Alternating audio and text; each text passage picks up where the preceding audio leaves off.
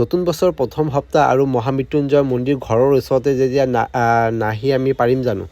ঘৰৰ ওচৰত যেতিয়া আহি গ'লোঁ আপোনাৰ সন্ধিয়া প্ৰায় 6টামান পোৱাকৈ সন্ধিয়া আৰতি হ'ব 6টামান বজাত, তাৰ আগতীয়াকৈ আহি পাই গ'লোঁ আৰু সকলোৱে মন্দিৰৰ ভিতৰলৈ গৈ আছে, কাৰণ অলপ পিছত আপোনাৰ আৰতি আৰম্ভ হ'ব। এইটো হ'ল ভৃগুগিৰি মহাৰাজৰ মূৰ্তি, খুব ধুনীয়াকৈ আপোনাৰ বনাই থৈ দিছে আৰু ইয়াৰ পৰা দেখিব পৰা যায় সেয়া আপোনাৰ মৃত্যুঞ্জয় মন্দিৰ।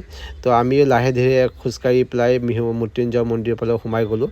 সন্ধিয়া আৰতি চাই আপোনাৰ ভিতৰতো আপোনাৰ দৃশ্যটো আমি ফটো তুলিব নোৱাৰি, যেতিয়া সন্ধিয়া আৰতি চাই পেলাই এই আপোনাৰ যিটো আপোনাৰ প্ৰসাদ দিয়ে, প্ৰসাদ বিতৰণত আমি লাইন ধৰিলোঁ।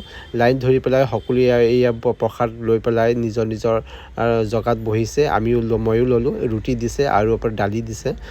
তাৰপিছত এইয়া আপোনাৰ সন্ধিয়া প্ৰসাদ খাই পেলাই মহামৃত্যুঞ্জয়ৰ গোটেই এখন পাক মাৰি পেলাই ধুনীয়াকৈ আমি সেৱা কৰিলোঁ।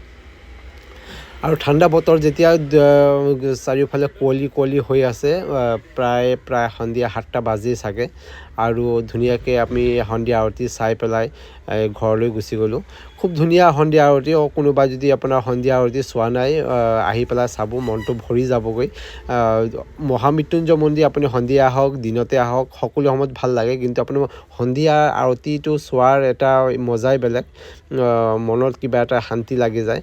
তো আমিও লাহে ধীৰে সন্ধিয়া আৰতি চাই পেলাই ঘৰত গুচি গ'লোঁ। খুব ধুনীয়া পৰিৱেশ, ঠাণ্ডা বতৰ যেতিয়া।